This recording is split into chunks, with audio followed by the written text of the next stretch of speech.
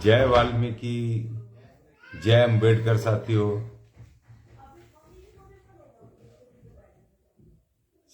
मैं देख रहा था टीवी चैनल। आज अमेरिका के राष्ट्रपति डोनाल्ड ट्रंप साहब अपने अमेरिकी संसद में अपना भाषण दे रहे थे और वो कह रहे थे कि तमाम भारत सहित तमाम देशों पे उनके आयात निर्यात पर वो लगाएंगे, टैक्स लगाने वाले हैं बहुत भारी। 100% भारत के तो उस पर जितना भी आए यहां से निर्यात होता है उस पर लगेगा 2 अप्रैल से। अमेरिका बहुत गुस्से में है और उनके डोनाल्ड ट्रंप साहब कह रहे हैं कि पिछली सरकार ने उन्हें बहुत खराब अर्थव्यवस्था दी है, मतलब, और ये भी कह रहे हैं कि अमेरिका के लाखों लाख लोगों के पास जरूरी चीजें खरीदने के भी पैसे नहीं है। इसका मतलब आप समझो कि जब अमेरिका में हालात खराब हैं और इसीलिए पिछले महीने आपने देखा कि उसने पूरी दुनिया के लोगों को बेड़ियों में जकड़ के अवैध प्रवासी के नाम पर सबको उनके देशों में वापस खदेड़ दिया, भेज दिया। जो लोग अवैध, मतलब जो बिना वीजा के या बिना उसके रह रहे हैं, अपनी रोजी रोटी चलाते थे। अब वहां के लोगों की इतनी हालात खराब हो गया अमेरिका के कि अब वहां के लोग भी बेरोजगारी की तरफ बहुत बड़ी तादाद में बढ़ रहे हैं। वहां की अर्थव्यवस्था खराब है और वहां का राष्ट्रपति भारत, चाइना, कनाडा, तमाम देशों पे जो उनके मित्र देश भी थे सबके ऊपर बड़े बड़े वो किराए लगा रहे हैं, अर्थात टैक्स लगा रहे हैं उनके निर्यात के ऊपर, जो उन देशों से निर्यात होता है अमेरिका में। सब देशों ने विरोध किया है। खैर, भारत भी देर सवेर कर देगा उसका विरोध। ये मैं आपको इसलिए कह रहा हूं कि ये समझना चाहिए कि भारत आखिर पिछले 6 महीने के अंदर अंदर करीब 40-50 लाख करोड़ रुपए शेयर बाजार में डूबो चुका है।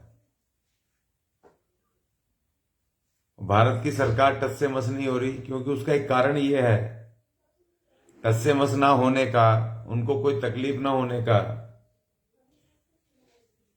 भले ही देश के उद्योग धंधे बंद हो जाएं, भले ही यहां के व्यापार बंद हो जाएं, यहां की सरकार को खास फर्क पड़ेगा नहीं, क्योंकि इतने टैक्स इस देश में लग चुके हैं, भारत सरकार ने लगा दिए हैं, डायरेक्ट और इनडायरेक्ट टैक्स, जिससे कि लाखों करोड़ रुपए उनकी आमदनी हो रही है टैक्स से।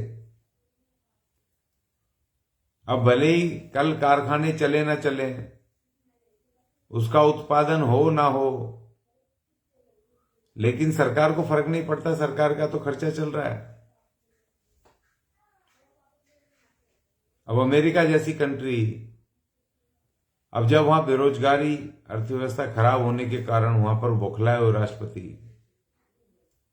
पूरी दुनिया के ऊपर टैक्स लगा रहे हैं और भारत सरकार का निर्यात पर भी टैक्स लगा दिया भारत के ऊपर। अब मुझे दिख रहा था, मैं देख रहा था तो बाबा साहब की किताब, ये वॉल्यूम 11 है, खंड 11 बाबा साहब की, ये उन्होंने उस समय लिखी थी। ये मैं पढ़ रहा था इसको, तो बाबा साहब ने, आपको याद होगा कि जब बाबा साहब ने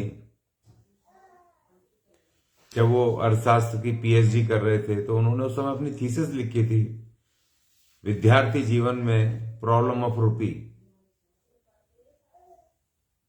और 150 देशों पे राज करने वाले अंग्रेजों की अर्थव्यवस्था को उन्होंने चुनौती दे दी थी। उन्होंने कहा था तुम्हारी अर्थव्यवस्था ठीक नहीं है।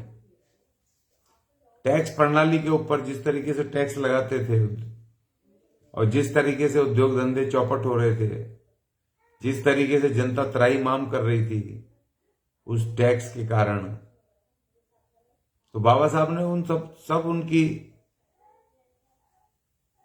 उस अर्थव्यवस्था को चलाने के तरीकों के ऊपर सवाल उठाए। और उसी में बाबा साहब ने किताब भी लिखी और उन्होंने बताया कि किस किस तरीके से अंग्रेजी सरकार, जो आजकल की मैं देख रहा था उस समय, वो चुंगी लिया करते थे, अभी भी चुंगियां हैं व्यापार पे, लेकिन जिस तरीके से टोल है, हर व्यक्ति से टोल से पैसे लिए जा रहे हैं, एक राज्य से दूसरे राज्य में जाने पे टोल लगे हुए हैं, उसी तरीके से अंग्रेजों वो उनकी व्यवस्था थी कि उस तरीके से लेते थे, गाड़ियों के ऊपर चुंगी लेते थे, तो हर गाड़ी से वो टैक्स लेते थे, वसूलते थे, उसी तरीके से जनता की कमर टूटी हुई थी। नमक के ऊपर टैक्स लगाया था, ये तमाम टैक्सेस लगाए थे। तो बाबा साहब को मैं पढ़ रहा था कि ये जो साम्राज्यवादी व्यवस्था है, उन्होंने इन्हीं शब्दों में लिखा बाबा साहब ने, ये व्यवस्था कहीं ना कहीं जरूर गिरनी है कभी ना कभी। और वही हाल अमेरिका का है कि जो साम्राज्यवादी व्यवस्था, अर्थात चंद लोगों के हाथों में पूरे देश की पूंजी पकड़ा देना, निजीकरण करके, सरकारी संस्थानों को खत्म करके, तो आज उसको, अमेरिका को वो दुर्दिन देखने पड़ रहे हैं कि आज वहां भयंकर महंगाई है, बेरोजगारी चरम पर है, अर्थव्यवस्था पूरी तरह चरमरा गई है। एक ग्रीनलैंड है वहां पर, अमेरिका के आसपास ही होंगे, वहां पॉपुलेशन बहुत कम है, वहां की जनसंख्या बहुत कम है, मगर वहां जमीन बहुत है। तो उसको कह रहे हैं ग्रीनलैंड को, ट्रंप साहब कि आप हमारे साथ आ जाओ, हम आपकी सुरक्षा करेंगे, रक्षा करेंगे। उनकी नजर उनकी जमीन के ऊपर है। ट्रंप साहब की जो नजर है कि अगर वो ग्रीनलैंड इनके साथ, अमेरिका के साथ आ जाता है, तो उसकी जमीन को वो इस्तेमाल करें। इतनी बुरी हालत हो गई है।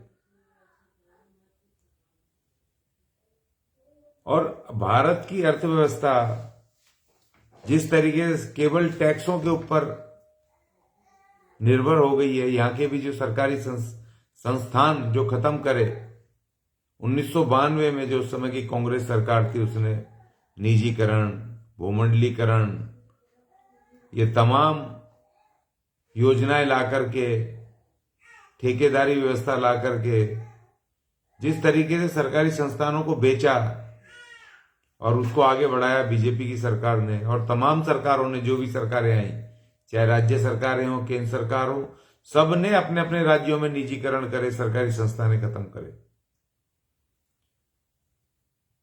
उसका खामियाजा ये उठाना पड़ रहा है कि अब ये कि चंद लोगों के पास, चंद गिने चुने 3-4 पूंजीपतियों के पास देश का तमाम जो सरकारी क्षेत्र था, जिसको सार्वजनिक क्षेत्र कहते हैं, वो तमाम, चाहे एयरपोर्ट हो, चाहे रेलवेज हो, चाहे बैंक हो, चाहे तमाम जितने भी सेक्टर थे, वो भारी तादाद में उनके पास पहुंच गए।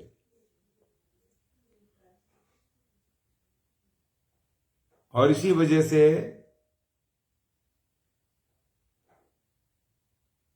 देश के अंदर अब भारी संकट, अर्थव्यवस्था का संकट सामने आ रहा है। जो महंगाई है, बेरोजगारी है, क्योंकि आप टैक्स से पैसे तो कमा सकते हो, लेकिन टैक्स से आप रोजगार नहीं दे सकते। जब तक कि देश में प्रोडक्शन नहीं बढ़ेगा, कल कारखाने नहीं बढ़ेंगे, तब तक आप नए रोजगार कैसे जनरेट करोगे। तो मैं बाबा साहब की किताब को देख रहा था, तो मुझे अचानक याद आया कि आज इस मुद्दे पे भी थोड़ा वो किया जाए। लेकिन हमारे लोगों को तो कोई चिंता की बात ही नहीं है, क्योंकि भाई हम तो ठेकेदारी पर झाड़ू ही मार रहे हैं। हमें तो उससे ज्यादा सोचने की वो ही नहीं है ना, आदत ही नहीं है। और इन्होंने भी हमें ठेके पे रख करके झाड़ू पकड़ा दी, और हमें चिंता की बात ही नहीं है, कल कारखाने बंद हो, प्रोडक्शन हो या ना हो, हम तो जैसे तैसे जी लेंगे भाई। लेकिन बाबा साहब उस वक्त सोच रहे थे, बाबा साहब पढ़ भी रहे थे, अपने लोगों की चिंता भी कर रहे थे, और वो देश की चिंता भी कर रहे थे, देश की अर्थव्यवस्था पे भी अपनी अपनी तमाम राय रख रहे थे। और हमें भी ये सोचना चाहिए कि भाई, कि हमें भी ये हमारा देश है, और हमें कभी ना कभी झाड़ू छोड़ करके तो हमें भी आगे आना है, व्यापार में आना है, हमें भी दूसरे फील्ड में आना, दूसरे क्षेत्रों में आगे बढ़ना, अच्छी अच्छी नौकरियां करनी है, अच्छा जीवन हमें भी जीना है, बढ़िया कपड़े पहनने हैं, अच्छा हमारा जो रहन सहन हो, हमारे रहने के इलाके बहुत सुंदर हो, बढ़िया हो, लिविंग स्टैंडर्ड जिसको कहते हैं कि बहुत सुंदर बढ़िया हो, उच्च स्टैंडर्ड का हो, हाई स्टैंडर्ड जिसको कहते हैं, कम से कम मिडिल स्टैंडर्ड का तो हो। तो उसी के लिए हमने एक कार्यक्रम शुरू किया है, वाल्मीकि स्वाभिमान। उसमें हम तमाम इन्हीं चीजों के ऊपर अब चर्चा करेंगे, सुझाव देंगे, अपने लोगों को आगे बढ़ाएंगे, और उसमें चुनिंदा लोग अब आएंगे। 23 मार्च को पहला मीटिंग है, उसमें हमने 25 लोगों को आइडेंटिफाई किया है, उनके साथ चर्चा करेंगे कि कैसे हमारा जीवन भी बेहतर हो, कैसे हम भी मुख्य धारा में आए, कैसे भी हमारे लोग व्यापार में आए, कैसे एजुकेशन में आए, कैसे दूसरे क्षेत्रों में वो पहुंचे हैं, और कैसे हमारे भी जो लोग हैं वो बेहतर कपड़े पहने, बढ़िया तरीके से रहें, साफ सुथरे रहें। मैंने अब दिल्ली कैंट में नौकरी वो वहां पर चुनाव लड़ा, मैंने देखा वहां का जीवन स्तर बिल्कुल लोअर लेवल का हमारे लोगों का। हमारे लोग उनके कपड़ों का रहन सहन, पहनने, कपड़े पहनने, रहने, तमाम तरह के वो जो हालात हैं वो ठीक नहीं है। मुझे तो ये देख करके बड़ी चिंता हो गई कि नई दिल्ली जैसे इलाकों में हमारे ये हालात हैं। हमारे जो कॉलोनियां हैं जहां पर हम रहते हैं, उन कॉलोनियों की हालत भी ठीक नहीं है। रेजिडेंशियल एरियाज, नालियां भरी हुई हैं, गंदगी है, कोई वहां देखता नहीं। ये विकास पता नहीं कौन से इलाकों में होते हैं। नई दिल्ली, दिल्ली कैंट के इलाके में इतने सारे झुग्गी कैंप हैं, उनके हालात ठीक नहीं है। आज भी हमारे लोग पानी भर भर के दूर दूर से लाते हैं। छोटी छोटी गलियां हैं, नालियां ठीक नहीं है, बारिश पड़ जाए तो भयंकर वहां कीचड़ हो जाता है। और किरवी पैलेस की झुग्गियां हैं, और 2-3 जगह की झुग्गियां, मैं देख के हैरान रह गया, वहां तो बिजली नहीं है। भाई हमें कैसे रखोगे यार, हमें भी तो बेहतर जीवन चाहिए ना। हम भी तो स्वाभिमानी तरीके से जीना चाहते हैं, साफ सुथरे, बढ़िया बढ़िया कपड़े पहनना चाहते हैं, बढ़िया खाना चाहते हैं, हमारे घर भी साफ सुथरे हों, हमारे घर के बाहर जो सड़कें साफ सुथरी हों, नालियां हों, खड़ंजे हों, बेहतर जीवन हो, स्वाभिमान के साथ जिए। ये तमाम चीजें देश की अर्थव्यवस्था से जुड़ी हुई हैं, जिसपे कि हमारा ध्यान और ख्याल बहुत कम जाता है। तो साथियों, आज मुझे लगा कि मुझे बाबा साहब के उस विचार पे कि बाबा साहब उस समय लड़ रहे थे इतनी विकट परिस्थितियों में, लेकिन उसके बावजूद भी वो देश की अर्थव्यवस्था पे चर्चा कर रहे थे, चिंता कर रहे थे, अपने सुझाव रख रहे थे। जो लोग पढ़े लिखे हैं, कुछ जो समझते हैं अर्थव्यवस्था को, बाबा साहब की इस किताब को जरूर पढ़ें। ये खंड 11 है बाबा साहब का, वॉल्यूम 11, तो आप इसको जरूर पढ़ें। बहुत सारी चीजें हैं इसमें जो हमें आगे बढ़ने के लिए प्रेरित करेंगी, बेहतर जीवन जीने के लिए प्रेरित करेंगी। जय वाल्मीकि, जय अम्बेडकर।